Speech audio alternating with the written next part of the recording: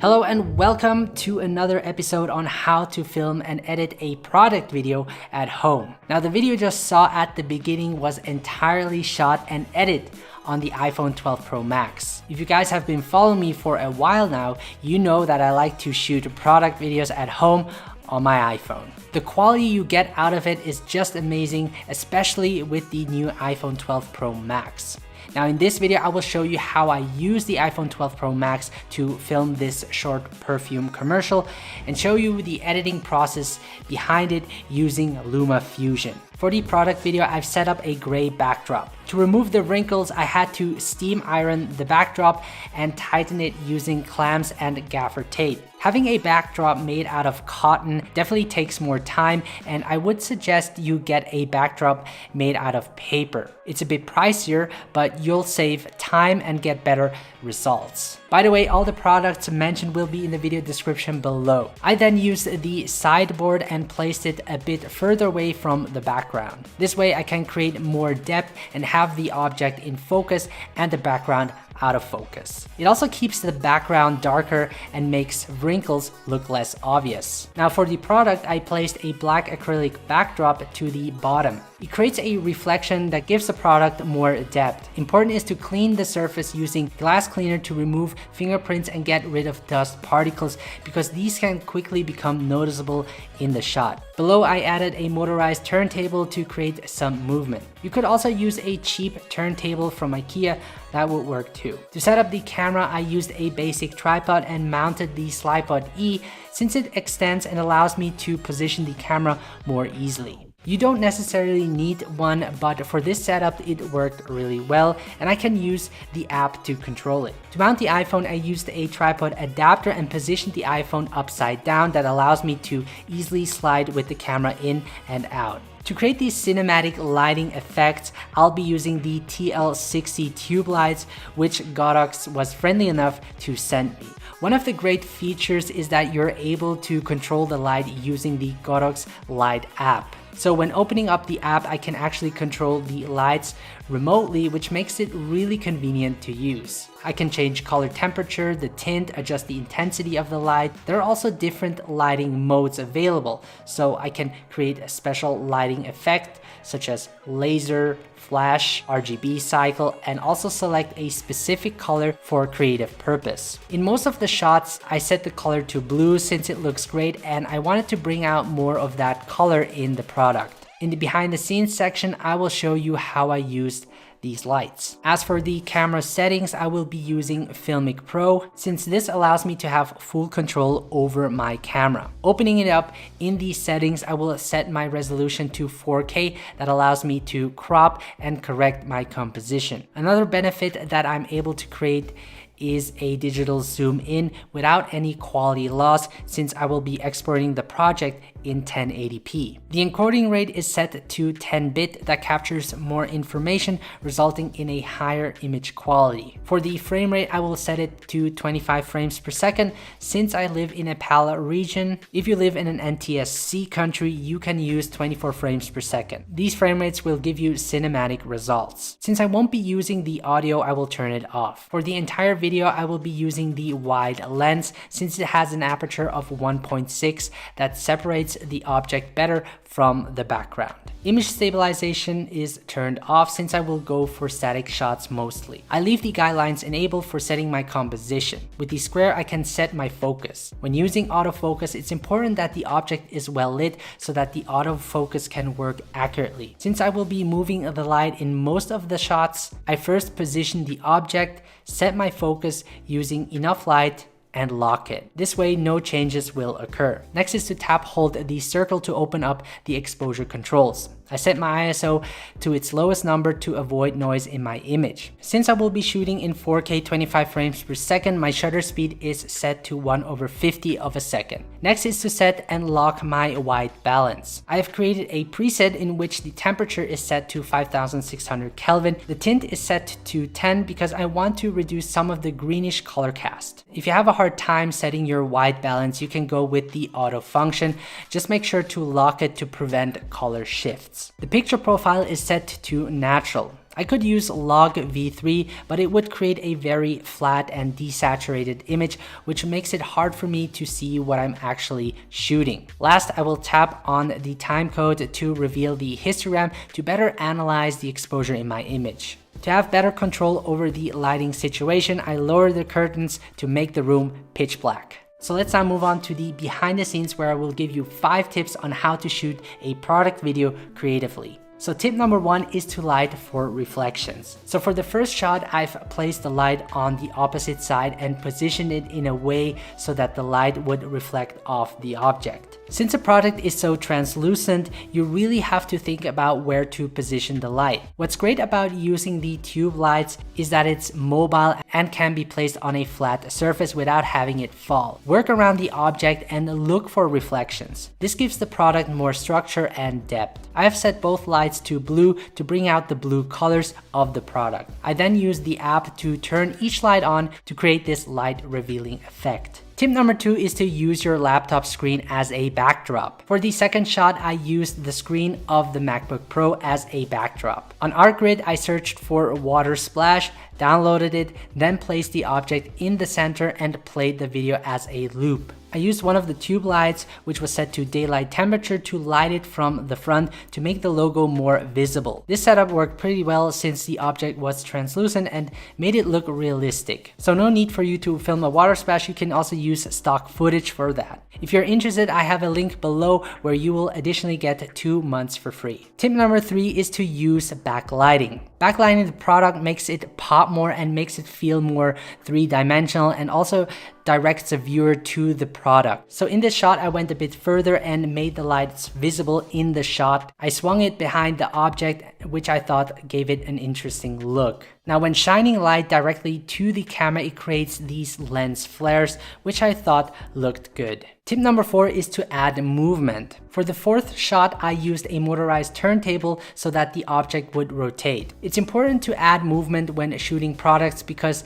it makes it look more interesting. What I also like to do is create a digital zoom in post, since I shot it in 4K, which we'll get into later. Again, I did some backlighting and you will notice some dust particles flowing in the air, which wasn't my intention, but I took it in the shot because it created more depth and sort of gave it a magical feel to it. Now, you can create movement in different ways. It doesn't have to be using just a turntable. You can also add movement using lights. Which leads me to my last tip, which is using light for movement. For the last shot, I wanted to create a revealing shot of the whole product. For this, I used one tube light, positioned it above the object and slowly twisted it with my hands to create a revealing lighting effect. I wanted to make sure to highlight all of the areas of the product as an ending shot. Okay folks, I'm now going to show you how I edit the video in LumaFusion. And if you're not familiar with LumaFusion,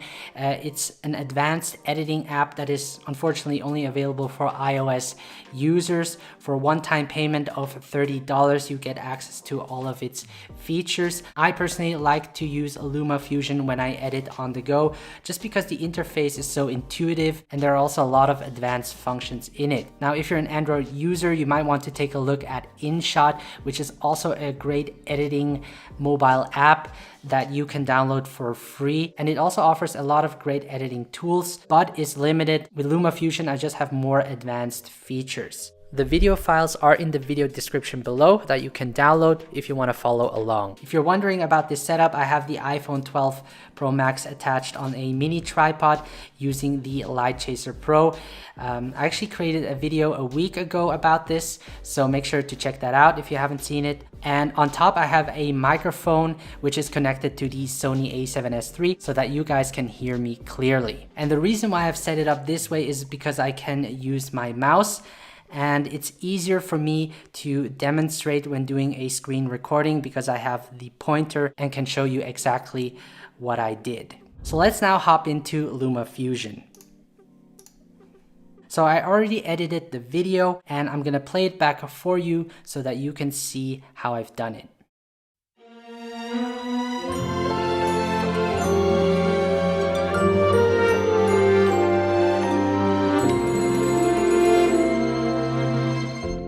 So this is not going to be an in-depth tutorial on LumaFusion. I'm just going to really show you how I've edited the product video so that you can use it to your advantage. So I'm first going to create a new project. I'm going to press on this icon and then press the plus sign over here. And I'm going to name my project tutorial. Okay. And then my frame rate will be 25 frames per second. The aspect ratio is 16:9 and the color space is 10-bit Rec 709. Once I've did that, I'm gonna hit the plus button and we're gonna start off with a clean project. Now there are different ways to import your footage into LumaFusion. The way how I did it is I saved the videos onto my camera roll and created an album named product video so that everything is organized. So you just head over up here, select photos. Once you're in here, you can go to albums, and in here I have product video with those 5 footages. And the next thing I do is I select the clip and I trim it to just take out the best parts. I think that looks great. Once I have that, I can drag the footage onto the timeline. So I'm gonna select the shot over here. And again, I'm gonna select the best portion. I think this looks awesome.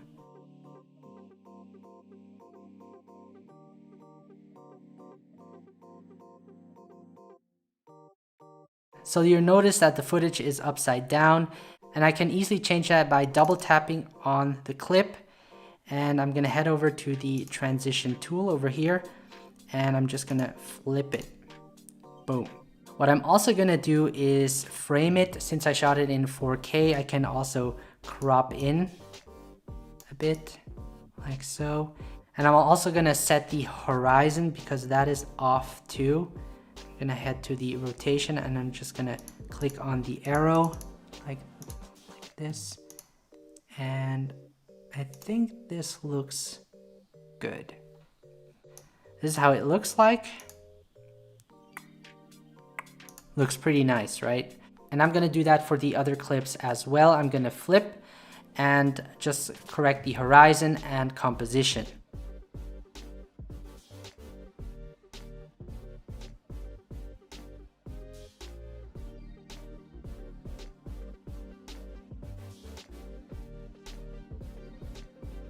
So now we're gonna add some music, and I actually downloaded the music from Artlist and then shared it so that I can find it in the shared folder in LumaFusion. So this will be the song we're gonna use. All right, I'm gonna drag it below primary clip. So once you have your song, you want to edit the video to the beat.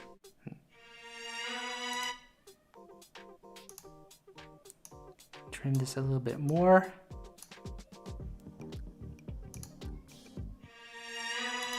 Actually, as the lights come in, I actually wanted to fit it with the music. So what I'm gonna do is I'm actually gonna increase the speed a little bit. I think by 1/50.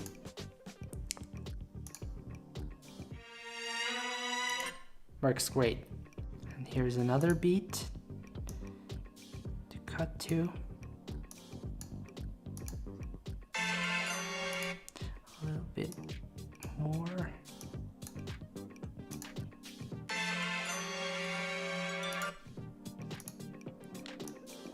Again.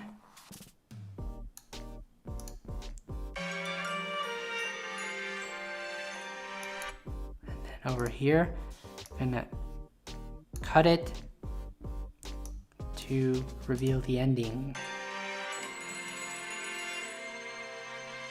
And I'm actually gonna cut the song right over here. So I'm gonna hit the scissor and the trash can and shorten this clip over here. So the next thing I want to do is add a fade out in the music. I'm gonna hit the plus button and then select transition. And this is gonna create a nice, smooth fade out. So it actually looks really great already. And what I want to do next is to add movement in my shot. And the way to do that is I'm gonna double click on the clip, head over to the transform tool, and in here I can create a keyframe. So I'm gonna start off here, set a keyframe, and then I'm gonna go all the way back and then zoom in all the way. And once I'm done, I hit the back arrow, and now you can see that it's zooming in. A little bit too fast for my taste, so I'm gonna head back and just position the point over here and then pull back a little. See how it looks? Much better. And I'm gonna do that for the other clips as well. So for the last clip, I don't want to add a push-in shot till the end. I actually want to make it stop at one point. So I'm gonna hit the keyframe button and I'm gonna create the movement until the logo is revealed around here, and then it's gonna stop. So I'm now gonna create a title at the end. I'm gonna hit the plus button and then overlay title, and I'm gonna shorten it. And I'm gonna double click on it, and in here I can select my title, and I'm actually gonna name it David Dov below cool water. Okay, so I'm now gonna change the font. I'm gonna go over here. So once I have it, I'm gonna reposition it, and I'm gonna create a fade in, and that's it. And to create a fade in, move the playhead over here, and then hit the plus button, and then transition. So let's see how that looks like. Looks pretty nice. So for my last step, I'm gonna color grade each clip. So for this clip, I'm gonna head over to the effects and colors, and I'm gonna select original, and I'm just gonna pull up the midtones like that, and maybe add a little bit of contrast, not too much, just a little bit, and then increase the saturation a bit. And what I also like to do is create a vignette. And I can head over to the effects over here, and then you can select 3 different vignette. I'm actually gonna go for vignette number 2. So this looks really nice, and I'm gonna color grade the other clips as well.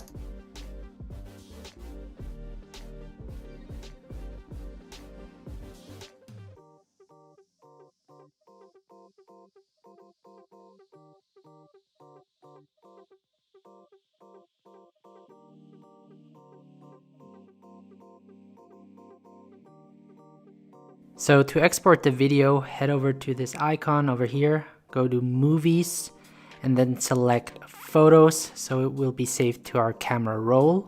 For the resolution, we're gonna export it in 1080p. The frame rate is set to 25 frames per second, and the video quality is set to standard 20 megabits per second, which is great for uploading videos onto the web. Below you can see the estimate file size that you will be exporting. Everything else I leave how it is, and I'm gonna click on the upper right icon to export the video. So yeah, that is basically it. We now have a nice product video shot and edited on the iPhone 12 Pro Max.